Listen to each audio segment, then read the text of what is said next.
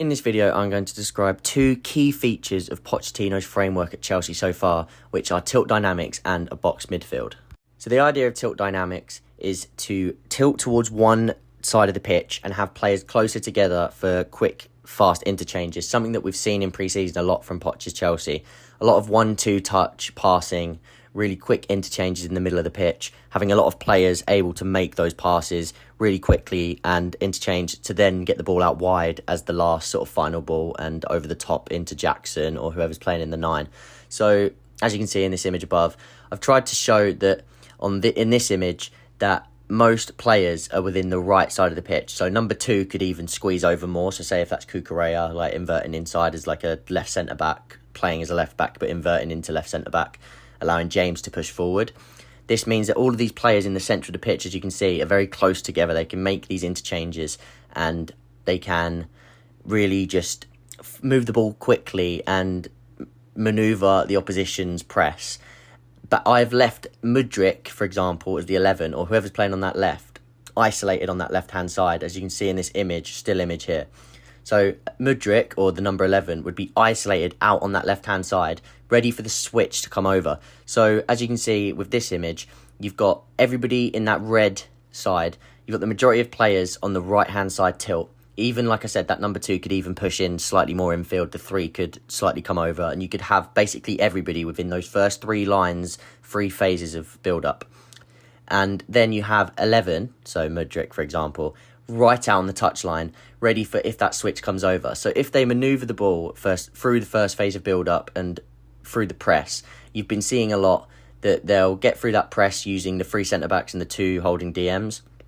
Then when the ball finally gets into the 7 and the 10, so for this instant, let's say Nkunku and Maatsen playing off the right, inverting into midfield, those 2 then have the chance to pick a pass out wide, switch the ball over to Mudryk, or this could also happen from deep with Enzo, who likes to get those switches on, and that then leaves Mudryk, as you can see in the image, isolated, and he can go 1-on-1 with his fullback. So the idea of this is to create space, have players close together in the middle of the pitch to make 1-2 touch interchanges, and then have one of the players out wide. So Mudryk, or this could be Reece James if it was out on the right hand side. Mudryk would tuck inside, and this could be we could have a tilt dynamic to the left and have the only player outside of the tilt on the right hand side, for example Reece James, offering the width on the right.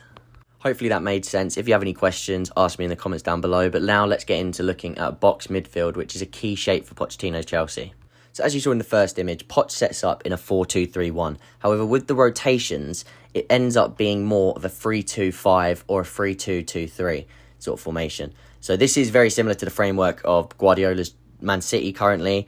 Klopp has started using this with Liverpool as well, using Trent inverting into midfield. But how Chelsea would use it is one of the fullbacks actually ends up offering the width on one side. So in this scenario, James would offer the width on the right, and that would mean that Cucurella or Maatsen come into that centre-back role. The reason I haven't put Chilwell there is because I see Chilwell, as you can see in this image, as that left-hand side offering width. So that's more so when Mudryk isn't playing. Chilwell will offer that width on the left, and Madueke or somebody could offer the width on the right, so more of a touchline right winger. And that would mean that whoever is playing on the left wing in the 4-2-3-1, so say Nkunku, like he did the other day against Brighton, not against Brighton, it was against Fulham, he then cut inside a bit more, and he then made that box midfield himself by coming into the 10, and the actual 10 would then shift over to the right to make the top 2 corners of the box midfield.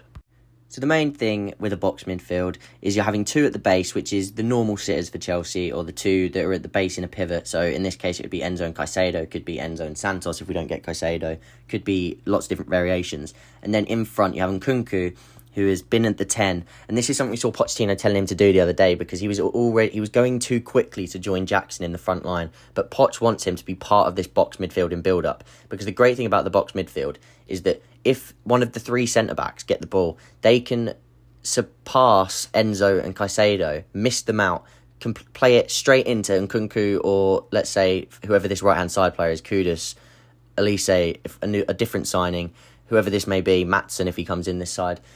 this is a way of bypassing that first line of press to then play it backward towards Enzo and Caicedo, so they're then facing forwards to then be able to pick a pass into James, Mudryk or Jackson running in behind. That offers Chelsea more verticality as well, being able to get the ball facing forwards with our best passers on the ball. So somebody like Enzo, if you can bypass that press using the box midfield, so say Colwill gets the ball, gets it into Nkunku, he then drops it off to Enzo. Enzo then has a very good field of vision to be able to pick a pass to either Mudryk or James or even Jackson in behind. This is going to make us very good going forward vertically, and that is something Poch used a lot at Spurs, that ability to go vertical, and you can already see the signs that he's going to use that at Chelsea too.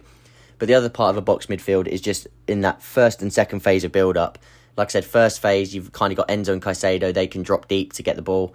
Nkunku and Kudus or Nkunku Elise, whoever these are, they can sort of go in between the lines to receive the ball and then relieve the pressure and either turn and make things happen themselves or drop it back into Enzo and Caicedo. So it really helps with that first to second phase of build-up, having that box midfield. And again, that's another thing that a lot of teams like to do, is create that box in the middle so that you have options at every angle that you can pass to, obviously with the width of the Mudryk, James, or your fullbacks going backwards to your three centre-halves, and then you've got that box in the middle. So that is very important in a lot of frameworks especially in the modern game.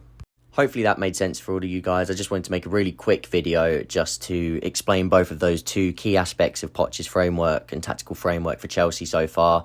Like I say, there's lots of different things that can happen in that framework, lots of different combinations, and I'm happy to answer any questions you have in the comments. So please do comment, like and subscribe, and I'll see you guys next time.